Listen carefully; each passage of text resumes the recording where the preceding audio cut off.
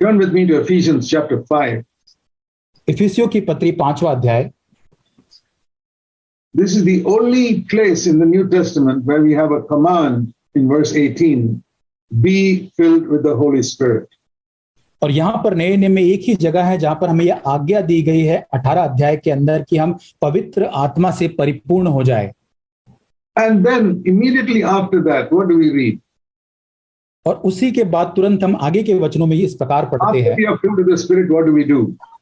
और पवित्र आत्मा से भरने के बाद हमें क्या करना चाहिए? We speak to one another, verse 19. और 19 वचन में लिखा है कि हम एक दूसरे के साथ बात करते हैं। And give thanks, verse 20. और 20 वचन में कि हम परमेश्वर को धन्यवाद देते हैं। And be subject to one another in the fear of Christ, verse 21. और 21 वचन में मसीह के भय से एक दूसरे के अधीन हम रहते हैं। That is the mark of being filled with the Holy Spirit. और ये पवित्र आत्मा से भरने का एक चिन्ह है। We give thanks for one another and we are subject to one another. हम एक दूसरे के लिए परमेश्वर का धन्यवाद करते हैं और एक दूसरे के अधीनता में जीवन को जीते हैं। And then especially wives and husbands, verse 22 to 33.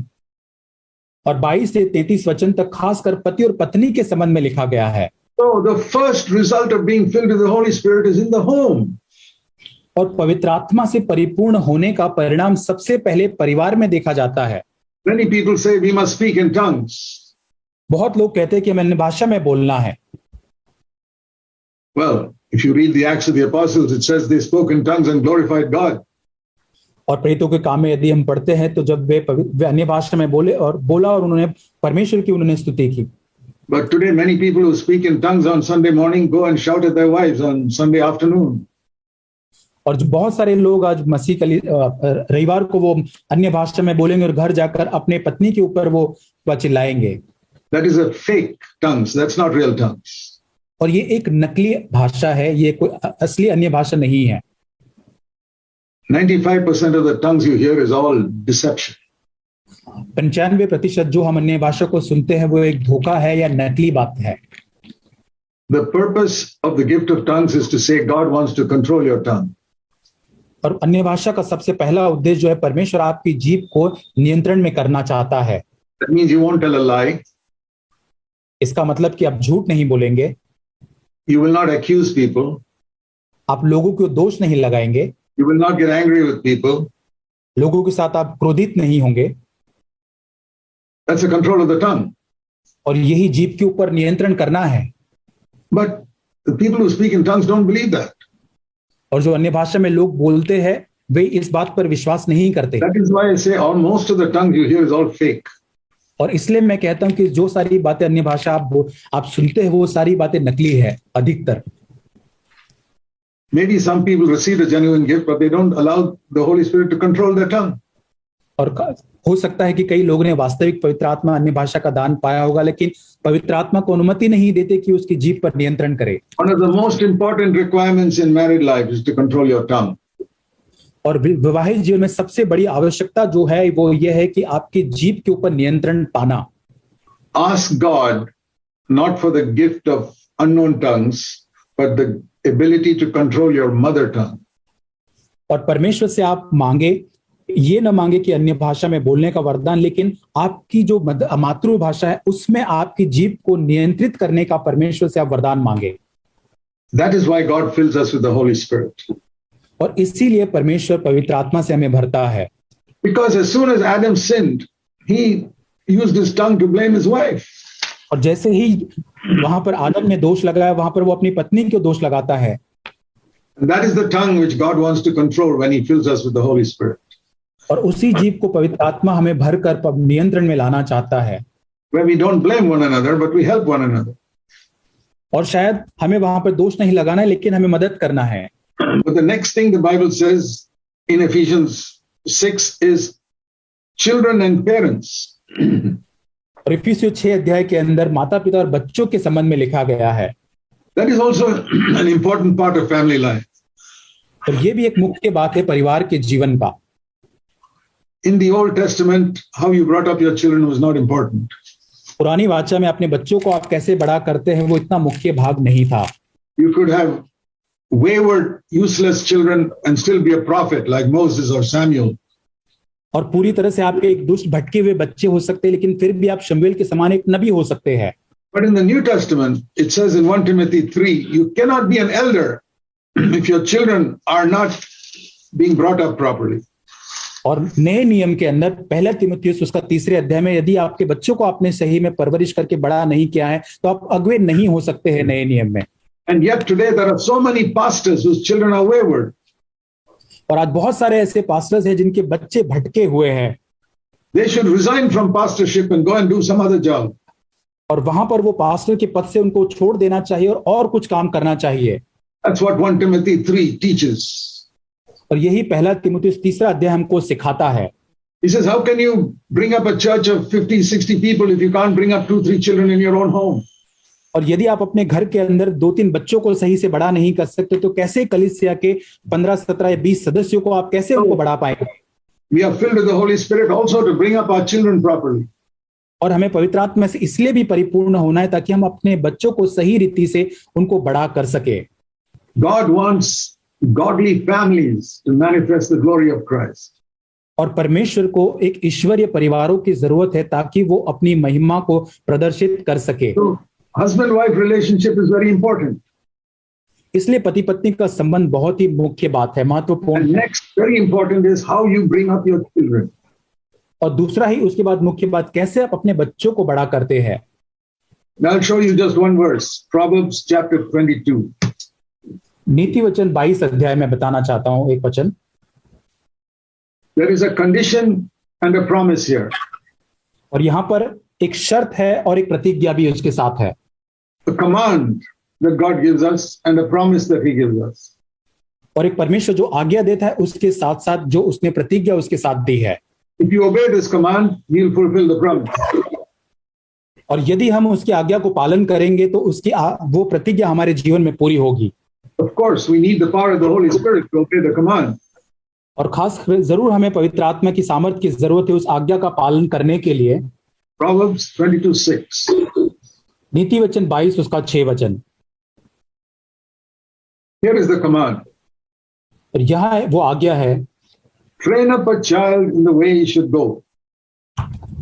लड़के को उसी मार्ग की शिक्षा दे जिसमें उसको चलना चाहिए। That's not easy. That's why we need the power of the Holy Spirit. और ये आसान नहीं, इस काम के लिए हमें पवित्र आत्मा की सामर्थ की आवश्यकता है। Don't ask for the gift of tongues. Ask God for grace to bring up your children properly. अन्य भाषा का वरदान न मांगे, लेकिन परमेश्वर से अनुग्रह मांगे जिससे कि परमेश्वर आपके बच्चों को आप सही मार्ग में बढ़ा सके।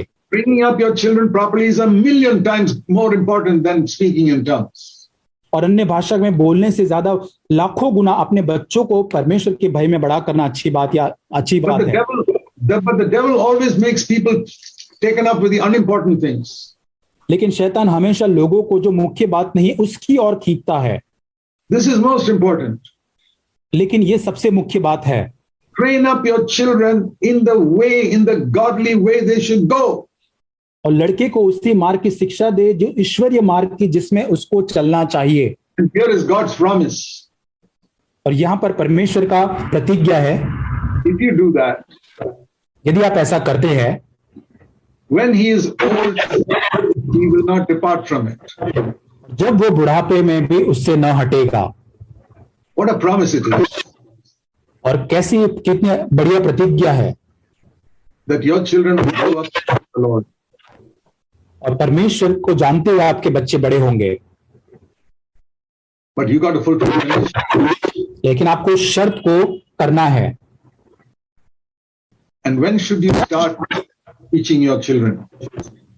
और तब आपको अपने बच्चे को सिखाने की आवश्यकता है। From the time they are born. जब से उनका जन्म होता है तब से। I have discovered that children understand. और मैंने ये देखा है कि जब बच्चे जो है तब से समझना आरंभ करते हैं, They understand the meaning of the word no, even when they are 1 year old. और जब वो 1 साल के ही होते हैं तब उनको जब नो या मना करने का जो शब्द है वो भी वो समझते हैं। It's one of the first words your children must learn. और सबसे पहली बात जो आपके बच्चों को सीखने की आवश्यकता है, When parents say no, you should not do that. और जब माता पिता कहते हैं बच्चों को ये नहीं करना है तो वो उन्हें नहीं करना है। They must learn to obey from the age of 1. और पहले 1 साल की आयु से ही उन्हें आज्ञा को मानना सीखना है।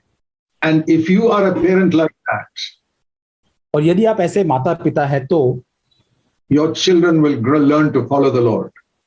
आपके बच्चे परमेश्वर का अनुसरण करना सीखेंगे। They will obey you and later on they will obey the Lord. वे आपकी माता पिता की आज्ञा को पालन करेंगे और बाद में परमेश्वर का भी पालन करेंगे। One more verse, और एक वचन, Proverbs 15. नीति वचन 15 अध्याय, Proverbs 14 and verse 1. नीति वचन 14 अध्याय वचन 1। The wise woman builds her house. हर बुद्धिमान स्त्री अपने घर को बनाती है, The foolish woman tears it down with her own hands. पर मूर्ख स्त्री अपने ही हाथों से उसको ढा देती है। Notice it doesn't say man, it says woman. और यहां पर आप ध्यान दें, पुरुष के बारे में नहीं लिखा लेकिन स्त्री के बारे में लिखा है। Because it is the mother who is most of the time at home. क्योंकि वो माता ही है जो सबसे अधिक समय अपने घर में बिताती है। The most important person to build the house. और बहुत ही महत्वपूर्ण व्यक्ति वो है परिवार को बनाने के लिए। Ephesians 6 says the fathers must teach their children and discipline their children. और इफिसियों 6 अध्याय के अंदर पिताओं के लिए लिखा गया कि उनको बच्चों को वचन को सिखाना है, उन्हें अनुशासित करना है। But then the woman must cooperate and she can build the house. लेकिन वहां पर पत्नी को सहयोग देकर उसको वो घर को बनाना है। I have 4 sons. और मेरे 4 बेटे हैं। From a youngest age, I taught them obedience. और बहुत ही कम आयु से ही मैंने उनको आज्ञा पालन करना सिखाया। And I taught them another thing, honor your parents. और दूसरी चीज जो मैंने उनको सिखाई कि अपने माता पिता का आदर करना। And honor and speak respectfully to older people. और जो बुजुर्ग लोग हैं उनके साथ आप आदर से बात करें। And never tell me a lie.